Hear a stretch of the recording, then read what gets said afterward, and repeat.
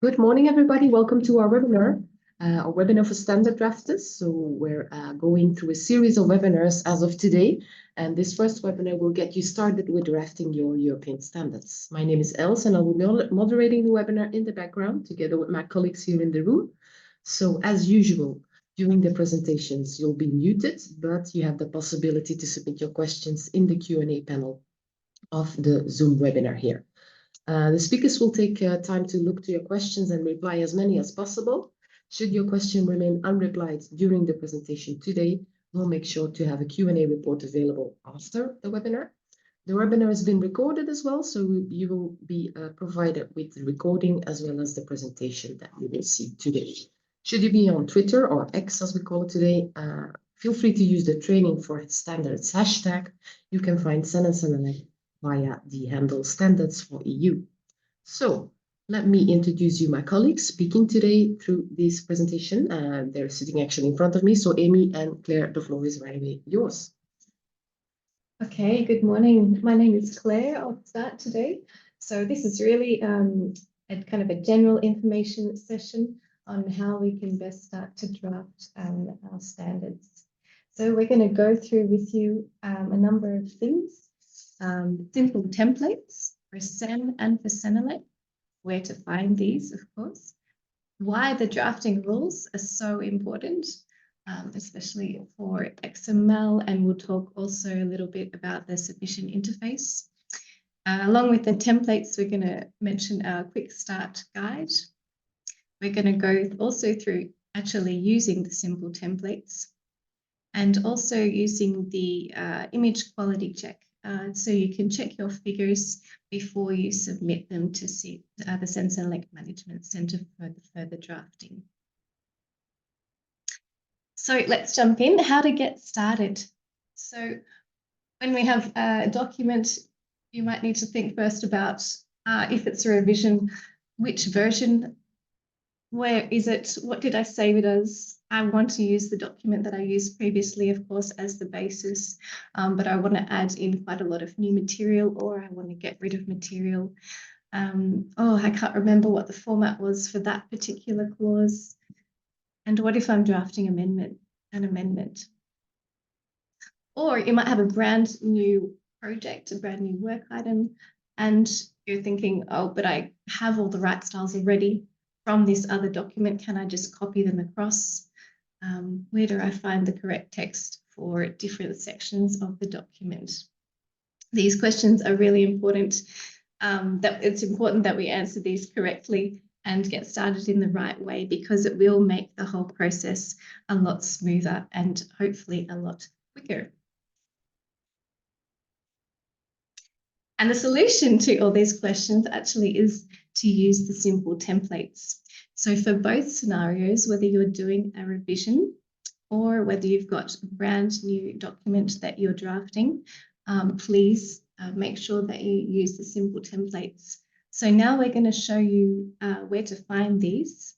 And we also have templates available for a number of different documents, a number of different deliverables as well.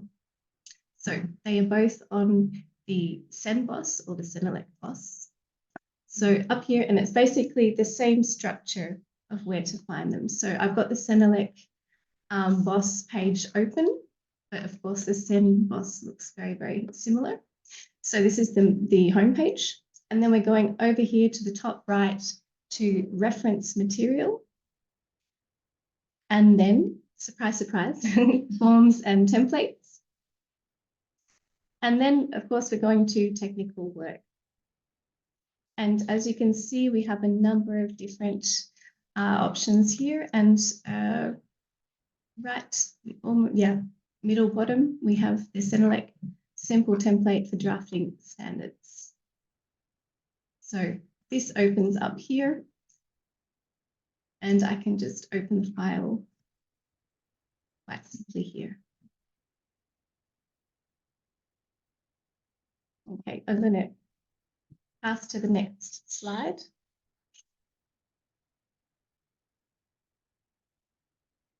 So here we've got what I just went through and showed you where the templates are. You can either, when you get the slides after the presentation, you can simply click on the links, and we've also got here the pathway how to find this again, and it's the same pathway for CEN as for CENELEC.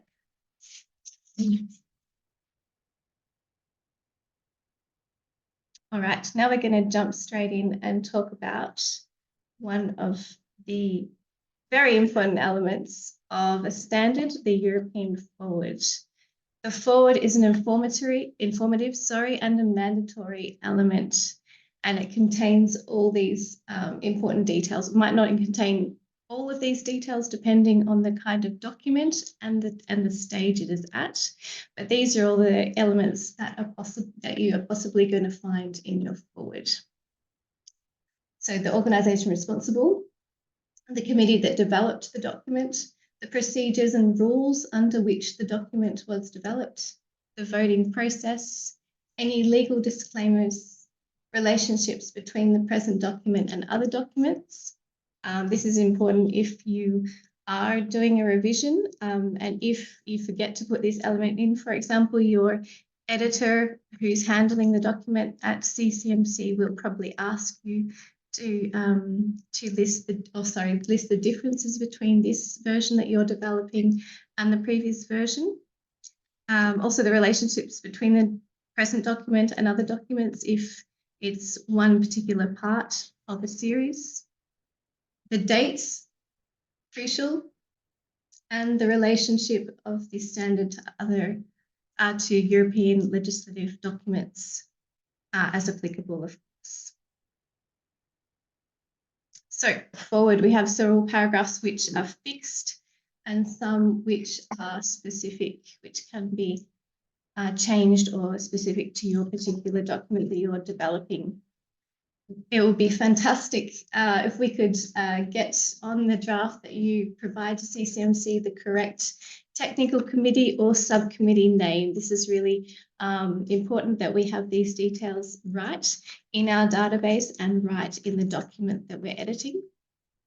The revision details, also very, very important. And the changes between editions that I just mentioned.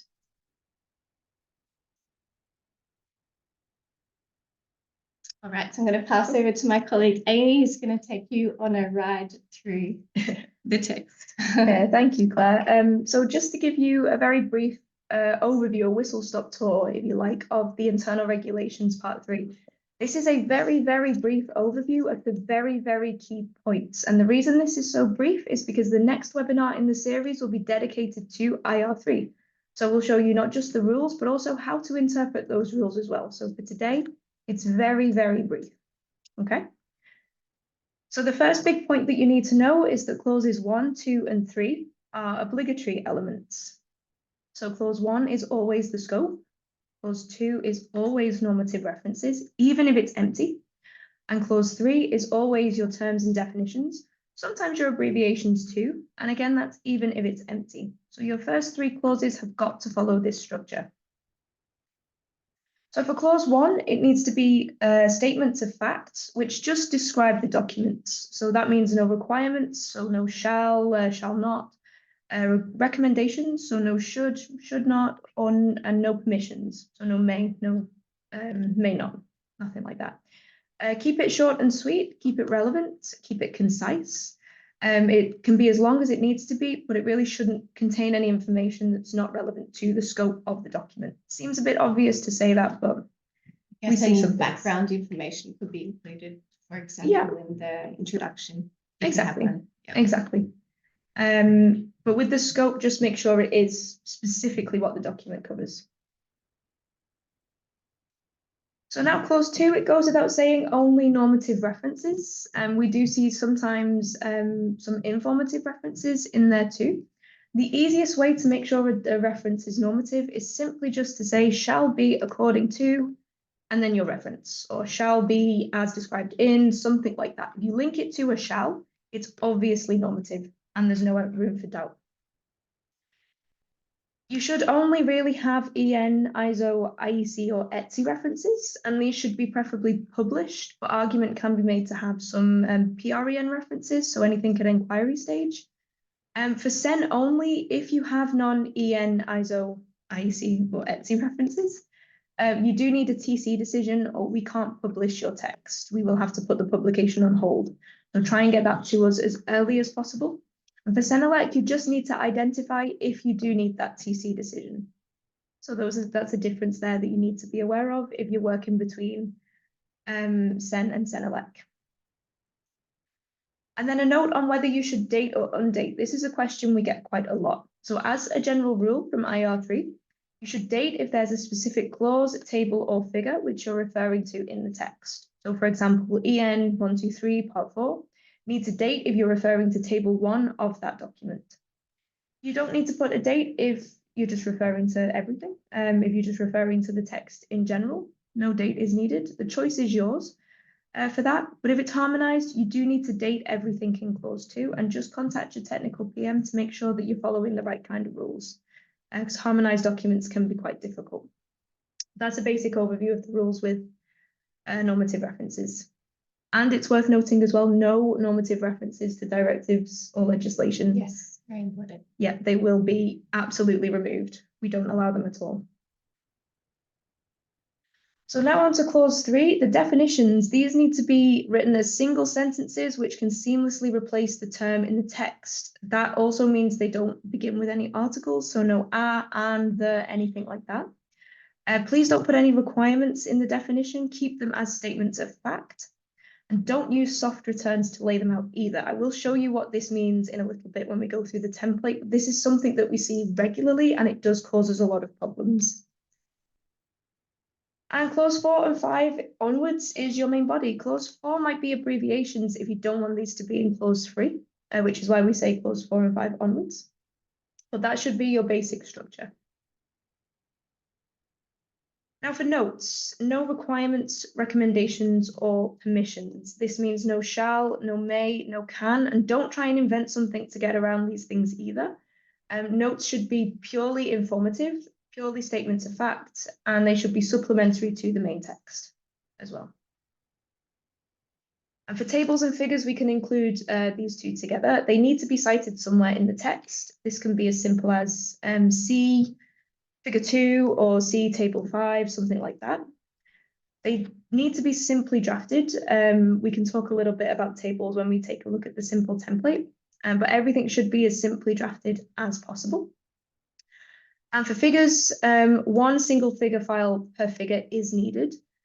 This includes any kind of symbol that you find in a key. So if you're doing a visual representation of your key, for example, it's worth noting that for CEN, it is obligatory to provide those figure files, but for CENELEC, it's optional. If you have them, we do recommend that you provide them because it does help your editors out quite a bit. So now the annexes, these do need to be cited somewhere in the text. Again, this can be as simple as C Annex A or C Annex C, something like that. At the end of the text is where these belong, but they should come before the Annex Z, if you have that, and before the bibliography as well. And these need to be labeled as either informative or normative, nothing else. We've had a few cases recently where people have tried to invent their own label for them, but it's either informative or normative, and it is super easy. So let's go through the simple template very quickly. Now we will have one of the future webinars will be a live edit of a CEN text and a CENELEC text. So if you're interested in getting a bit more in depth, you can join us for that. Today we're going to go over something quite quickly. So this is the document that Claire downloaded earlier. You should recognize it. This is the CENELEC template. They are more or less the same. The only difference is the font. For CEN, it is Cambria, font size 11. And for CENELEC, it is Arial, font size 10. So this is in Arial. Obviously, it's the CENELEC template. If you do have trouble with either, just so that you know, they are interchangeable. So the other difference that we have as well is in CENELEC, we have these line numbers, and in CEN, we don't. And then also the European foreword, but we'll come to that. Because we would like you to know how to get started with this. So once you've downloaded it, there's a few things that we recommend that you do. First things first, pop your paragraph markers on.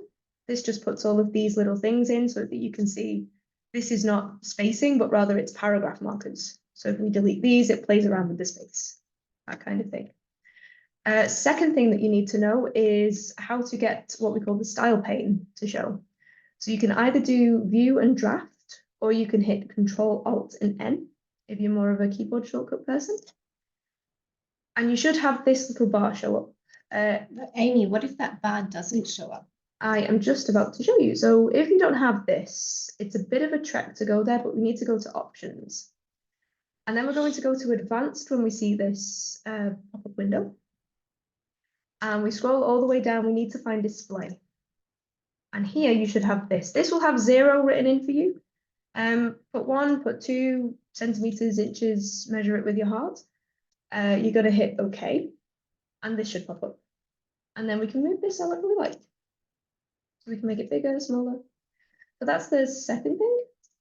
The third thing that we need is our styling palette, which is perhaps the most important thing. And it's right here. So we go to the Home tab across the top. We go to the Styles thing here. It's a very small drop-down menu, but it opens up this fun little palette that you can move around and put wherever you want. Now that we've got pretty much prepared, we can go ahead and start editing. So Claire's already talked about the European foreword. For ease of seeing the differences, we've put both the CEN foreword and the CENELEC foreword in for you today. So as a rule with the template, if it's red, you can go ahead and delete or edit whatever you need. If it's black, you don't need to edit anything.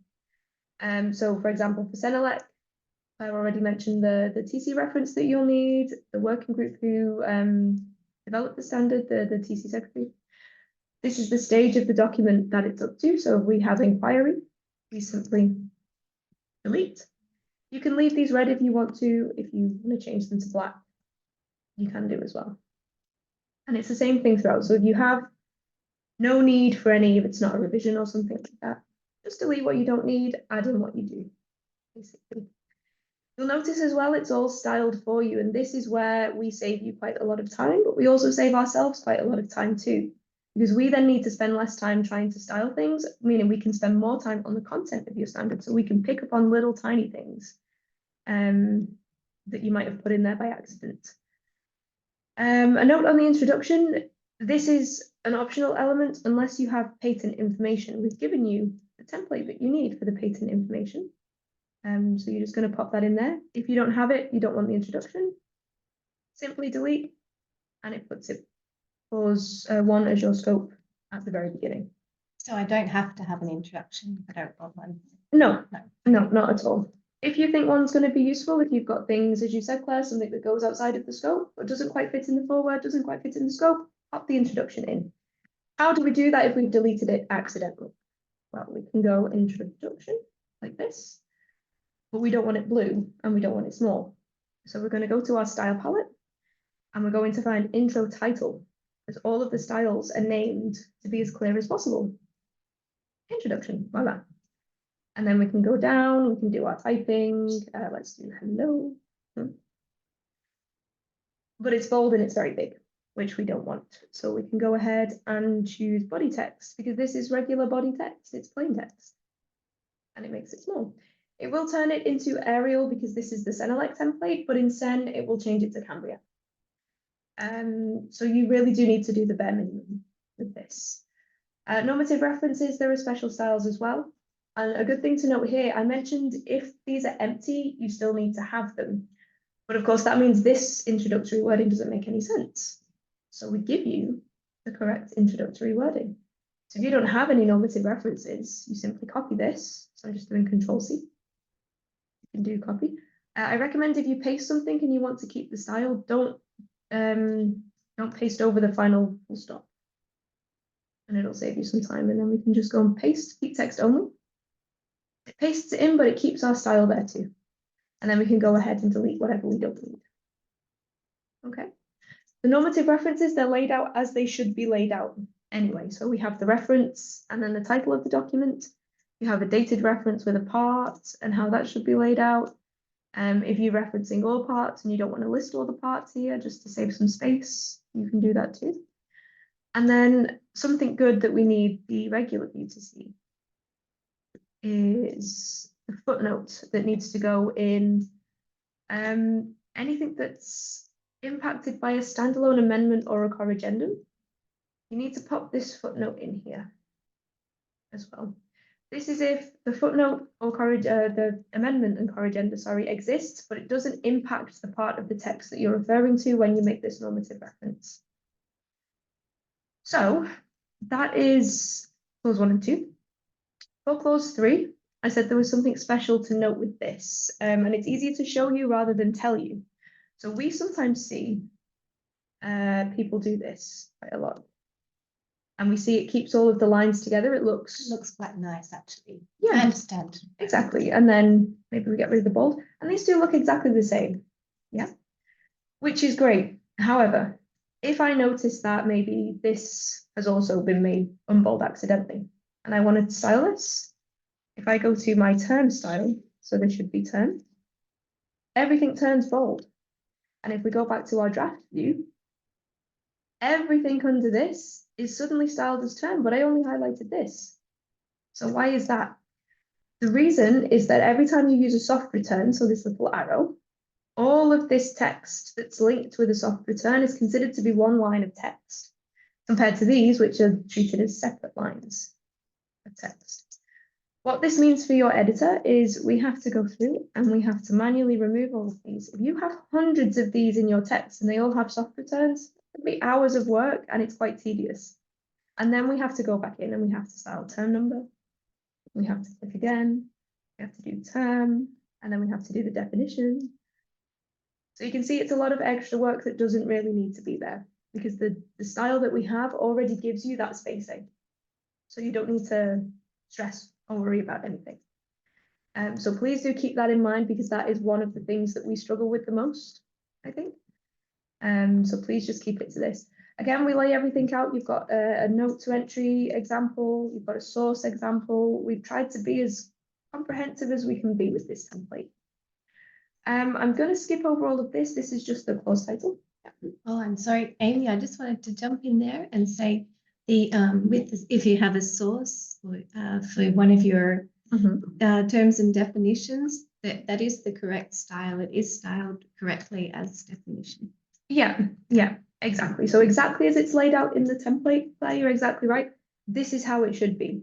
So you can see all the styling at the side. That's how it should be styled, and that's how it should be laid out too. You might find that the source, for example, while we're on it, the source doesn't cover the note to entry, in which case you can just pop that underneath. And that's completely fine too. But that's how it should be styled. That's more or less how it should be laid out. So we skip over all of this. This is just all of your headings. It gives you plenty of good examples. The soft return issue that we have also applies to code. So recently I had a case where this was happening and I couldn't actually provide an XML file because of this, and it was just one in lines and lines of code. So I deleted it and it fixed the problem. The issue that we have here is if these are linked with every single line being as soft returns and the editor goes in and deletes this, I'm not a technical expert, Claire's not a technical expert, we don't know that this is incorrect. And if it doesn't show up in our marks up version, we can't see that there's an issue that's been introduced or an error. So please just make sure things like codes, your terms and definitions, just be aware of those soft returns. We don't like them. And there are very good reasons why we don't like them. So now I wanted to note a table example. Can I ask you something, Amy? Yeah, Because people don't see what you do with your hands. What is the difference between a hard and a soft return? Of course, yeah. Sorry about that. So a soft return is basically shift and enter, and that gives us this little one. The hard return obviously is enter, like this. So if I press the shift key and then hold enter, that gives us that soft return. And we can really make our editors mad and put many in there. So that's how we do it. We do have a quick start guide that has some keyboard shortcuts in the end, and we can go through that shortly once we've been through this. But I just wanted to note the example of a table. So this is a very good example of a very simply drafted table. And I wanted to note, sometimes we see people, maybe you want this text in the middle. So you can very simply go to, this is the best way to do it, simply just to use your layout options. Here you can move the text around as you need it. Try not to split the cells, merge the cells where you don't have to. These buttons up here are perfect. You can move the whole table too, as well. This is how the table should be laid out. If you have any notes and footnotes, this is how they're laid out. But a note for tables, please don't use them to lay out formulae. That's something that we're seeing quite a lot recently. If you have formulae, lay them out as we've shown you right here. So if you have a simple formulae like 1 + 1 is 2, if I can type that with the keyboard, you should do that. 1 + 3. There we go. Maths is not my strong thing. If you can do this, this is absolutely ideal. This keeps the weight of the document low, and it means that we don't introduce any errors unless you're very bad at math like I am, in which case I probably would. But what we sometimes see is with very complex formulae like this, which have been written in the equation tool, which is right here, the equation folder. Some of you don't trust the style that we have, or it's styled wrongly maybe, and so it seems like a good idea to pop it into a table and then do the fancy trick that I've taught many of you, which is to hide the borders, which is great. It looks wonderful, but this means we can't even activate the text. And what we have to do, if you have hundreds of these, we have to go to each individual one, go to table layout, and we have to convert it back to text, and then we have to restyle it. If we have to do this for hundreds, it can be very time consuming. And also this is where we can introduce errors, because if we highlight something accidentally, and we delete something accidentally, obviously we can cause a lot of problems. So do trust your styles. The styles are there to help you, basically. We've given you examples of the key as well. This is with these borders won't print because they're on the hide and view grid lines. If you hit this, it will show them. If we uncheck it, they disappear. But it just shows you where those tables are. So that's another good little handy tip. We also give you the Annex Z template. So in CENELEC, it's Annex ZZ. In CEN, it will be Annex ZA. This is the generic template. We show you how to find the other templates. Maybe you need something specific for a certain directive. But everything that you need is right there. If you don't need it, you just delete it. And then finally, we have the bibliography. So the bibliography, that should not be there. See, we find them everywhere. Bibliography is not automatically numbered. So if we want to add some more references, we can do, but they don't automatically number themselves.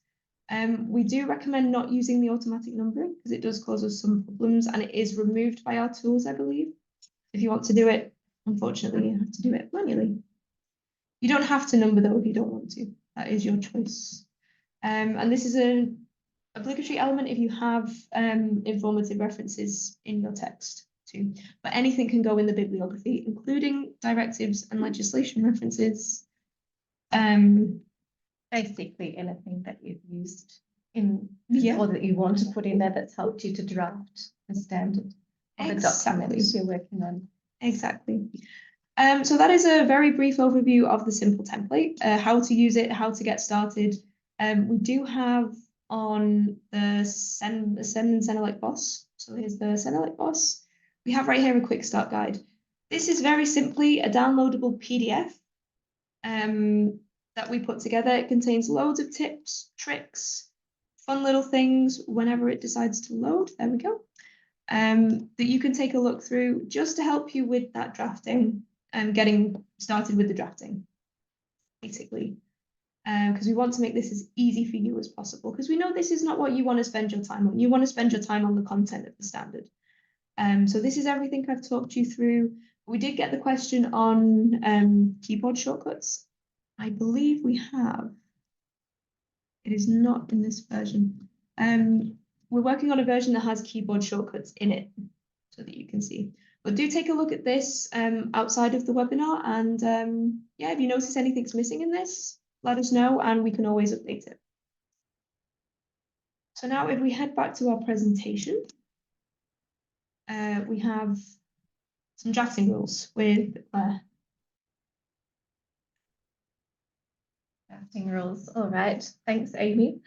So after our whistle stop tour tour using the simple template. We're just going to talk a bit more about why it's so important getting this right from the start and the styling. One of the main reasons is because we produce an XML file as well. It's impossible to produce a good quality XML file if styling is incorrect. Some little styling things can be wrong, but then it's still not going to look really good. And also more and more people who are producing standards are using the XML file to go on to produce their PDFs, so the other way around. So it is really important that we get these styling things right. They might seem little and niggly and frustrating, but that's why we wanted to go through these things that Amy's just talked about with you. And we are obliged to provide XML for 100% of the eligible deliverables. The drafting rules are also really applicable because of the submission interface. It's not possible to submit your documents if they're not actually in the simple template. You will have problems, and you might be in a situation that you need to contact our production team, and they will tell you the reason why, and that's often the case because they're not correctly styled and therefore they're not accepted, I guess, for the next stage of the editing process. And all this really just eventuates in or could eventuate in possible delays for the document, something that nobody wants and is in no one's interest.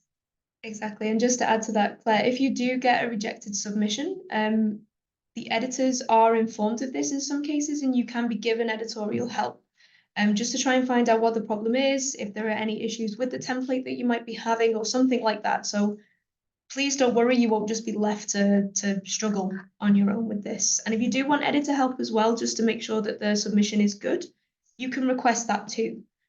Just reach out to production@CEN-CENELEC.eu and somebody will help you, will guide you, will send you to the right person. Yeah, or any of the editors that you've had before working on one of your documents. They will always do their best to help you, and if they're unable, they will forward your inquiry onto one of our colleagues. And as I was saying, this does just result in overall efficiency. So your timeframes are going to be reduced as are hours, and it means that the document can progress much more smoothly. And as Amy said earlier, this is also really essential that if a lot of these styling aspects and the use of the simple template is there, then that means that we are able to do spend a lot more time on the crux of your text and the actual content of it, and picking up any inconsistencies and helping you to produce a better product.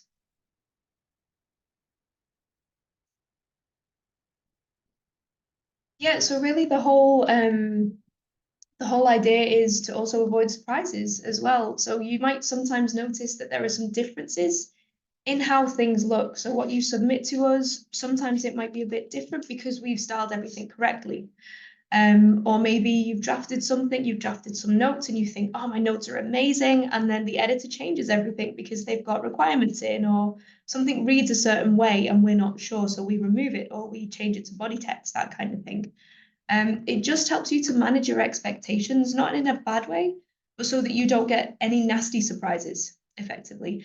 And as Claire's just mentioned, it reduces those delays to resolve editorial matters because we don't want any delays in the procedure. So we have to keep writing to you to clarify things or to tell you, we've changed this and you disagree. It just helps to reduce those. Yeah, and that's a really important point as well, Amy, that us editors at CCMC, we will always tell you definitely if for example, we've found a shall in a note where it shouldn't be, we will definitely tell you about that and work with you to find the best solution. And that brings us to a discussion a little bit on the internal regulations part 3. This is obligatory. This is our our essential rule book, and it's what we follow for all the different kinds of deliverables for European standards, for technical specifications, for technical reports, or amendments. So if we're not sure about something, that's our first port of call. That's where we head to these rules. And the simple template, of course, has been developed alongside these rules, and that's why the two go together so well and form the basis of drafting standards and other deliverables. Amy's going to jump into the image quality check tool now. Yes, because a lot of the time we get some questions about images and figures and what do I do and how do I do. So we have a really handy tool which is called the image quality check tool. You might not know about this, but you're gonna find out about it today. This is on Projects Online, and it is a link on the right-hand side of the page. You simply upload a zip file, so you need to contain a figure folder. We usually call it EDR in-house. And this needs to contain all of the figures which are inserted and linked, which is very important, into your Word document. And of course, you need that Word document as well. So if there's any discrepancy between the figure file that's contained in that EDR folder and the Word document, this tool will tell you. You're going to click Submit, Generate Report, and Bon Appetit. We're going to take a look at the report too. So this is where you can find it. So this is a screenshot of Projects Online. And you have this hyperlink, which is called Image Quality Check, quite obviously. This opens a new window. You shouldn't need to log in again. If you do and you're not able to access this, just contact production. You have their email address on the screen somewhere. Upload your zip file, as we see here. So I've just called it EDR zip for ease. But this contains the Word document and those figure files. And then you hit submit. And we are going to get a report. There is a very, hopefully this opens. No, of course not. Oh no. So there is, bear with me a second. If we go to the Send boss, it's a little bit easier to find. So we need to go to our preparation and submission of files page. Guidance documents, drafting guidance, preparation and submission of files. And what we're looking for, I'm going through this very fast because I'm looking for a very specific link. And it should be right at the bottom. Here we go.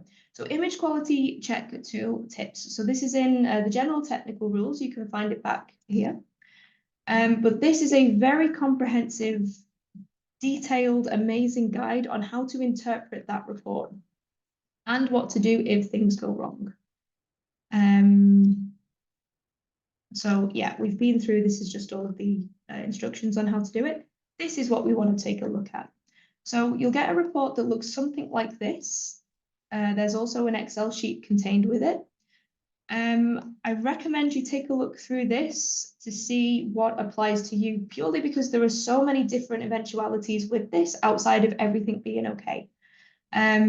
This is done by our resident in-house expert on figures, who is very good at determining where the problem is, to tell you.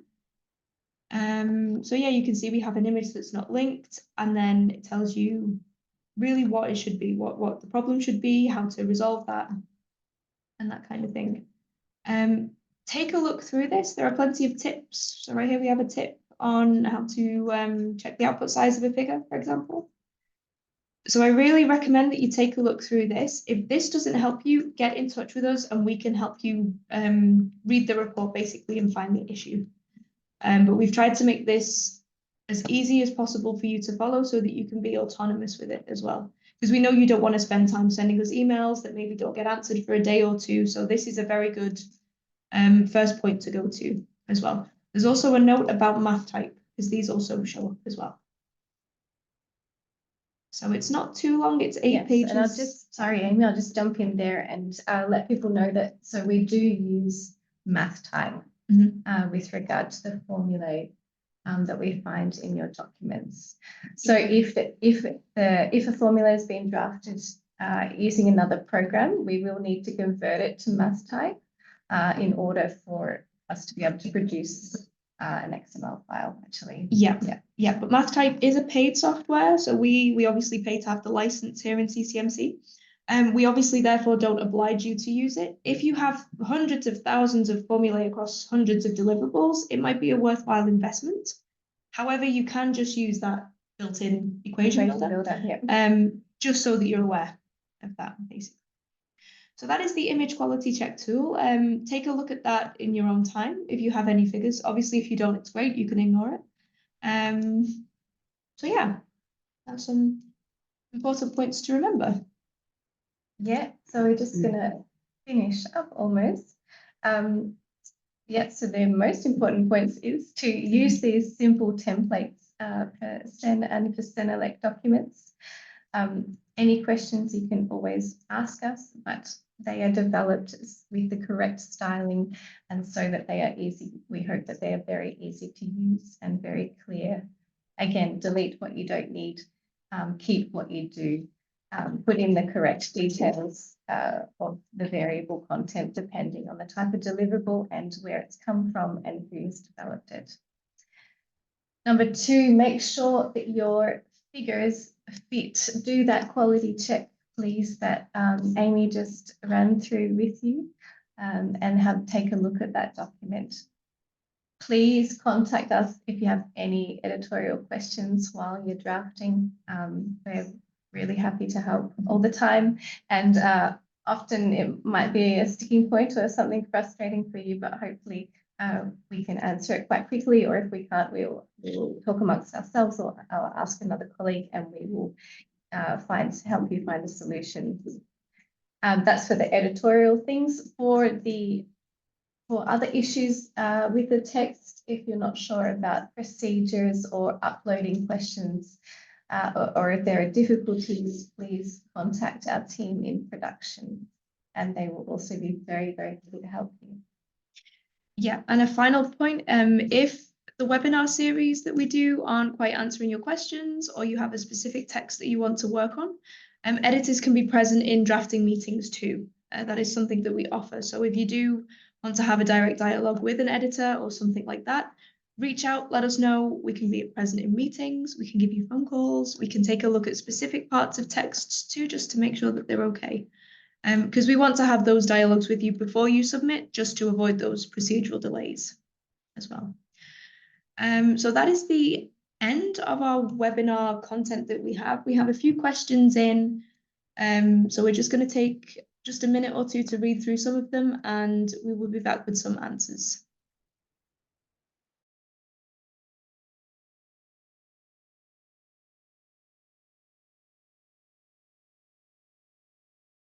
So while Amy and Claire are going through the questions that are still open, because you might have noted that Gonzalo is also helping us out with answering questions. Thank you for that. Many questions have been replied while you were speaking. I would like to open up a poll for all the attendees. So while you go through the questions, people can let us know their feedback on this webinar. We use this feedback to improve our webinars in the future and to have an idea about your satisfaction. So please take a few moments to reply the 3 questions that are now on screen, and stay with us if you would like to have an answer on the open questions.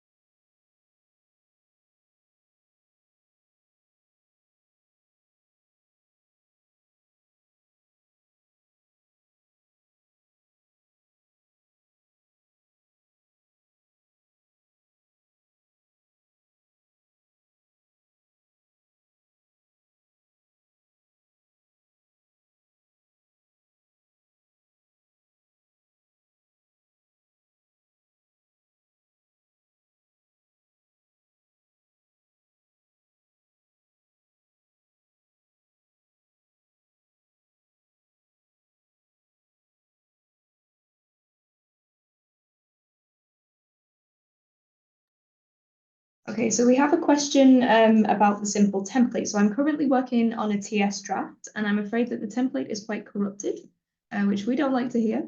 What do you recommend to copy the old text into the intact template without copying foreign styles? So if you copy your text and you do right-click to paste it, you have some options. And what we recommend is, as I showed you in the webinar today, you can do copy as a paste as plain text. So if you make sure that you don't highlight the final paragraph marker and you just, perhaps maybe I can show you, it might be easier in the template. So if, for example, we take this note, if you copy the whole thing, you can copy the whole style as well. But you see, it copies the old style, which we don't want. So if you do right click, you have this keep text only. And that should not do what I wanted it to do, because I've taken that final paragraph marker. If you just keep that, it will paste it as the style that's already there. It might be a little bit laborious to do, but that is the easiest way to do it, especially if you have big chunks of text like this. So we can do a copy, and maybe we want to put it right here, so we don't take that final paragraph marker if we can. Right click, keep text only, and it styles it all as list number. That's the easiest way to do it, I think. If you're still having problems with that, just get in touch and we can maybe do a little live demonstration with you just to show you. We're always happy to do that.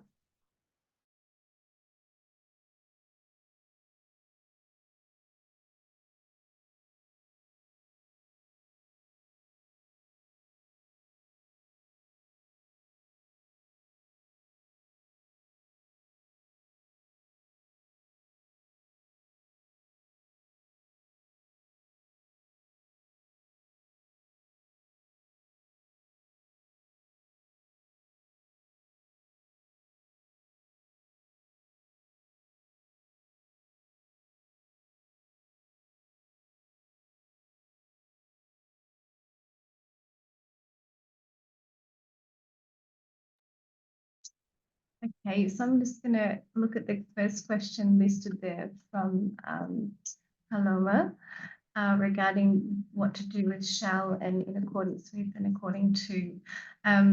Our rules are not always identical with ISO, but as I said earlier, we take our guidance from Internal Regulations Part 3, and there are a number of tables in the Internal Regulations Part 3 that list quite clearly the correct ways to phrase a requirement. So you want to go and look for Table 3 for requirements, Table 4 for recommendations, 5 for permission, and 6 for possibility and capability, and 7 for external constraint. What's said in that Table 3 with regard to requirements, shall, for us, shall is always the preferred verbal form, or shall not. There are a number of equivalent phrases or expressions that can be used in certain cases, and those are listed there in the table. For example, it is possible to say is required to. That will also be recognised as a requirement, or has to, or is required that, for example.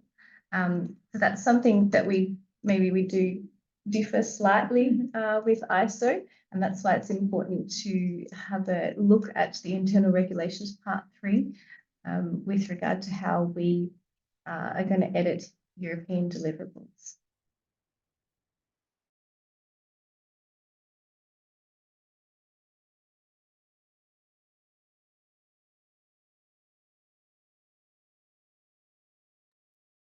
So the next one, can we use managed sources and references from Microsoft Word for establishing a bibliography? Be very careful with anything that automatically generates something. If you have no problem to style it at the end and it's not in one of those strange text boxes that automatically updates, it should be completely fine. Admittedly, I've never seen anything that's been automatically generated, but obviously if you have a huge bibliography and that's going to help you with the drafting, please feel free to do so. We're always happy to test things out and see if it works. But yeah, as long as in the final submission to us, it is properly styled, it looks good, it's in accordance with the rules, then I don't see why not.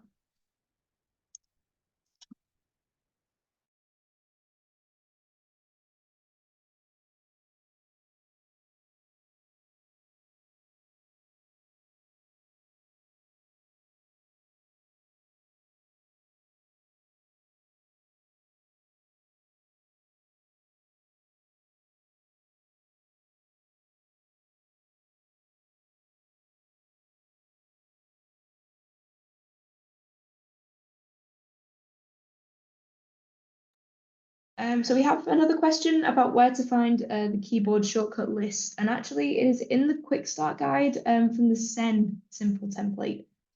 So we need to just update the CENELEC simple template quick start guide.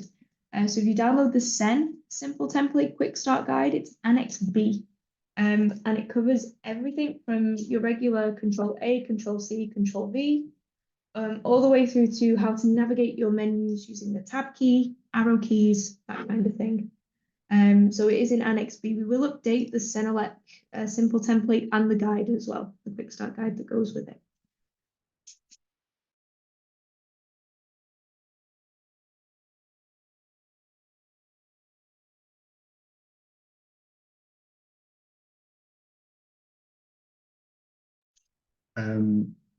I will take the last one. There is a question about which is connected to copyrights, I assume, of the image. I think if we are using content in a European deliverable, we should also have the rights to use it. So in principle, if the image is used in a CEN publication in this case, then if someone is using this information, there should be necessary to use a license agreement for sharing the usage of this image in an external publication. But I think if there is a specific concern, you can always send you can always send your question to your technical project manager, or to production, or even to our legal department for a concrete reply on this case.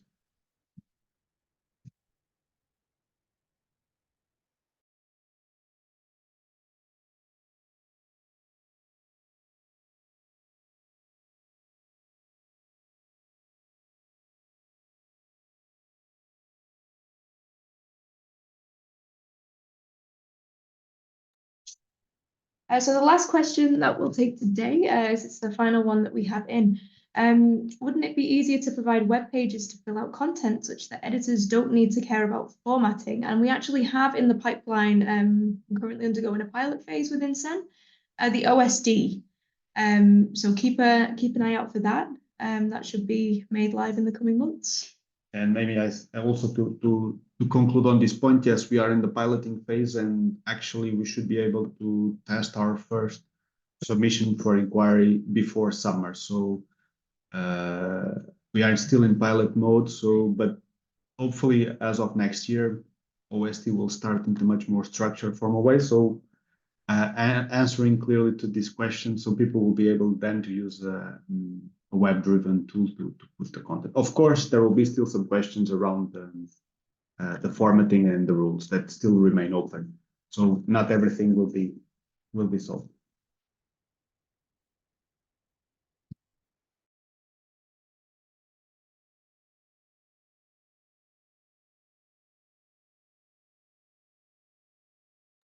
Okay, thank you very much, Amy, Claire, and as well Gonzalo, for answering all these questions, and no more questions in the Q&A panel. So I would like to close down the webinar here.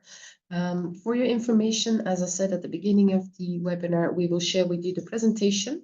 And at the very last slide here, you can find links to the upcoming webinars for standard practice. So it might be interesting for you to join these in the future. You will find the agenda up to summer. After summer, we'll continue, but the dates are not yet settled, but will come soon. So thank you very much, everybody attending. Thank you to all the speakers, and see you next time. Bye-bye.